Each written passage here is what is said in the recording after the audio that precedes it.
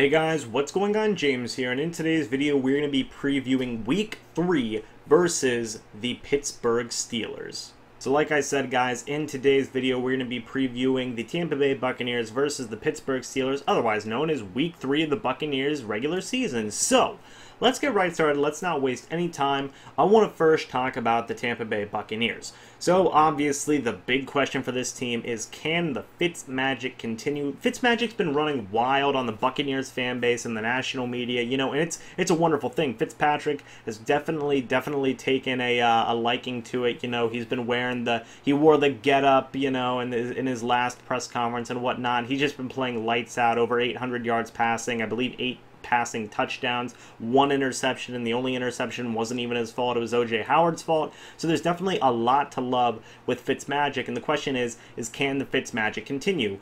I think it's definitely possible. The Pittsburgh Steelers have not necessarily had the best defense so far this year, and right now they're actually last in the AFC North. Right now they're dead last. They tied with the Cleveland Browns and they lost to the Kansas City Chiefs. So there's definitely a bit of a unique opportunity here for the Buccaneers to score a lot of points on a potentially weak Steelers defense. You know, we're still going to be looking out for weapons like Desean Jackson, Mike Evans, O.J. Howard, among others. Chris Godwin, I guess I should say. One player I do want to see get a little bit more involved is Cameron Brate. I think you just really boil it down to there's just so many weapons. Not everybody is going to get the ball a lot in each and every game. But right now, Cameron Brate actually has not had a catch yet on the year. There was one play he had against the New Orleans Saints, but it was taken away due to offensive pass interference, which was really unfortunate. So I potentially want to see Cameron Brate get the ball a little bit more. The good thing about having all these weapons is because if you start scheming against some of our offensive weapons, like let's say you build a defensive scheme around containing Mike Evans, Desean Jackson, and O.J. Howard, well, you still have Chris Godwin, Adam Humphries, and Cameron Brate. And if you do we have so many weapons that you really can't scheme around all of them because Fitzpatrick is just going to spread the ball around to anybody who's available, and it's a wonderful thing. Fitzpatrick's been playing lights out so far. I will say one thing that I do want to see improve a little bit is the run game. I won't say that it's terrible, but it has been a little bit lacking, all things considered. Now, you can boil this down to, well, the games have been really close, and the Bucs have just been running a passing offense anyway, but I will say that our run game has been pretty disappointing so far with Peyton Barber, and so far the run blocking on the offensive line hasn't, you know, it's been okay. It's been here and there, but I do want to see a little bit more in this game, and I think there's a semi-opportunity here. I will say the Steelers' defensive line's always been pretty good, but I do think that if you can control the ground game, then you're going to have a lot easier time passing the ball, running play actions, and whatnot. So I want to see the run game improve 100%. And then taking a look at the defensive side of the ball, if I'm being completely honest, okay, I'm a little bit worried because the Pittsburgh Steelers defense is definitely a lot closer to the New Orleans Saints offense rather than the Philadelphia Eagles offense. They have just all these playmakers. They have Big Ben Roethlisberger. They have a pretty decent offensive line, I will say. They have a couple of guys on there that are pretty good. You have Antonio Brown, who is arguably, I think he's the best wide receiver in the league at this point. Maybe Julio Jones, but Antonio Brown's just insanely good. You have the emerging wide receiver Juju Smith-Schuster, who's so good. Like, he's insanely good. He's looking like this rising star. He looks like the eventual replacement to Antonio Brown when everything's all said and done.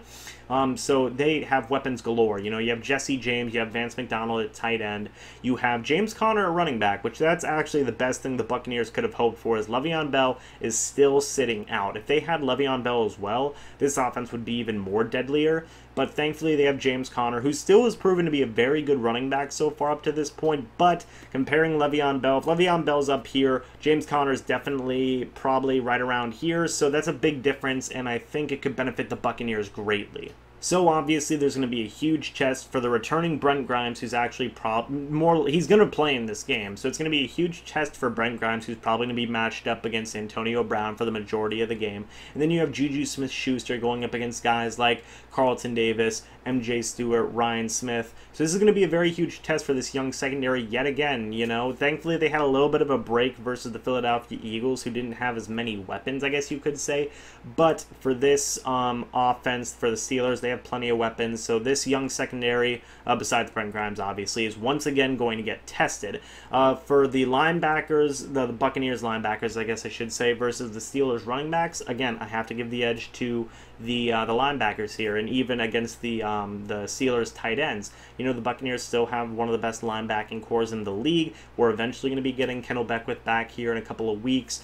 Darius Taylor's been looking pretty good, all things considered. He's a very he's a fringe starter in my opinion. He's a high-end backup fringe starter, so he's looked very good. Quan Alexander's been having a really nice year so far in just terms of getting into the backfield for stopping the run. And Levante David. So really, I give the edge to our linebackers.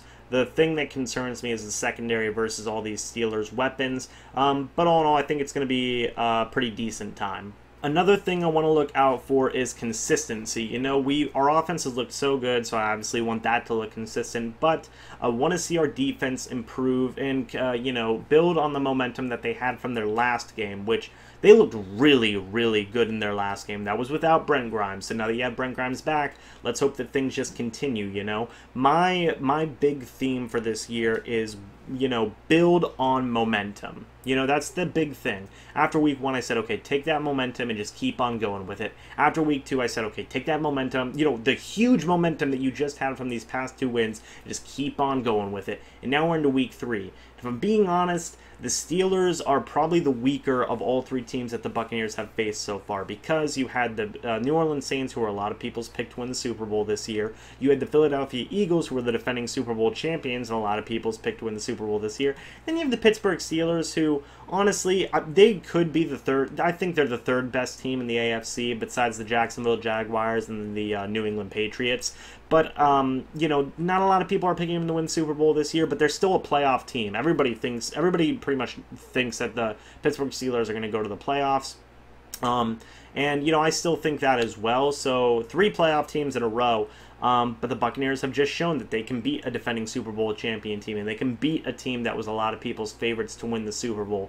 So, you know, I think it's time that a lot of people stop doubting this team, stop saying, oh, well, come on, now we're playing the Steelers. It's like, well, what's the difference? We just beat the New Orleans Saints in their home stadium. We just beat them away, and we just defeated the defending Super Bowl champions. So when does this, you know, lack of, not by Bucs fans, mind you, but this lack of just overall general national media and whatnot, when does it stop, you know? We just beat 2 of the best teams in the league, and now everybody's saying, oh, well, there's no way we're going to beat the Steelers. Come on now. It's time that people stop doubting this team. We just proved them insanely wrong 2 weeks in a row. You know, and granted, you know, there's, you know, I get it, you know, it still fits, you know, I get it, okay, it's the Bucs, you know, but still, I think that they have all the momentum in the world, you know, they just have everything going for them, so I think it's really time to stop the doubt and whatnot, from the national media perspective, and everybody needs to start getting on the Bucs train, because right now, they've been looking like a playoff team, and, you know, it's just been a wonderful thing, okay? One more thing I want to look out for is consistency in the kicking game. I know it's been definitely it's been good, okay? It's been good. Catanzaro's only missed 2 extra points, but that still hasn't stopped a handful of people from saying, oh, come on, kicker woes, blah, blah, blah, blah, blah. There's no kicker woes, in my opinion. I don't think there's any kicker woes. I still don't think we have a kicker problem. Catanzaro, yeah, he's missed a couple of kicks that could have been catastrophic and whatnot, but still, it's only 1 point, you know, both times he's only messed up on 1 point. Things could be a lot worse. People, you know, some people have forgotten the Roberto Aguayo, the Nick Folk era. That was just last year. This time a year ago, we were dealing with Nick Folk and Roberto Aguayo. I will gladly take 2 missed extra points if that means that Catanzaro's making his field goals worth 3 points. I mean, he's still making majority of his extra points. I will take that any day of the week.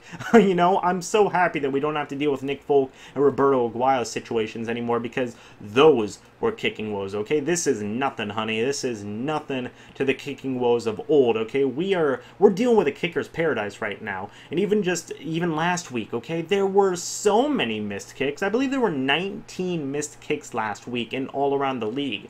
And Chandler Catanzaro accounted for one of them, yes, but it just goes to show that things could be a lot worse. Look at the Cleveland Browns. Their kicker missed, I believe, 3 field goals and 3 extra points. Same with the Vikings kicker. Things can be a lot worse, okay? I'm on the Chandler Catanzaro train for, like, ever, at least until he proves me wrong. So we do not have a kicking problem right now. I definitely think things are going good, and I want to keep on seeing consistency with our kicking situation. Another thing I want to see a little bit more of is I want to see a little bit more pressure on the quarterback. Obviously, you know, we had a sack last game and things were going pretty well, but I want to see more. Obviously, I want to see guys like Jason Pierre-Paul get a sack, maybe Vinny Curry get a sack, Gerald McCoy get a sack. I know that might be asking for a bit too much, but still, I want to see a little bit more pressure. Carl Nassib, by the way, has actually been looking really good, so I want to see more of him. I'm probably going to be mentioning him in a video I'm doing very soon.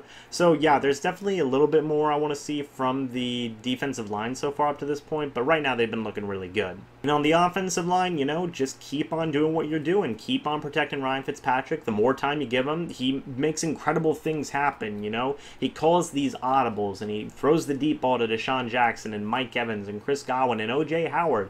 And these guys can, you know, for the most part, create their own yards, especially Desean Jackson. And when given time, Fitzpatrick can make Fitzmagic happen. So the offensive line just needs to keep on doing their job. Pretty much same with the entire offense, you know, just keep on going. Keep on building on momentum. You know, that's my theme for this year, is build on momentum. And we're doing a wonderful thing so far, so let's just hope that it continues. I think it will, and I hope you guys think so as well. But guys, that's it for this video. Let me know what you think about all this down in the comments section below. Do you think that the Tampa Bay Buccaneers are going to win? Me personally, I do. I think that they are indeed going to win. I think that they have a very good shot at winning, especially considering Le'Veon Bell sitting out. That's huge, and Antonio Brown missed practice Monday. It seems like he's being a baby about something. So the Steelers aren't looking very good in terms of overall leadership right now. So things could be very interesting. We might be seeing a meltdown of the Steelers potentially, but let me know what you guys think about all this down in the comment section below. And as always, thank you so much for watching, and I will see you in the next video. But until then, and as always, goodbye for now, and go Bucs.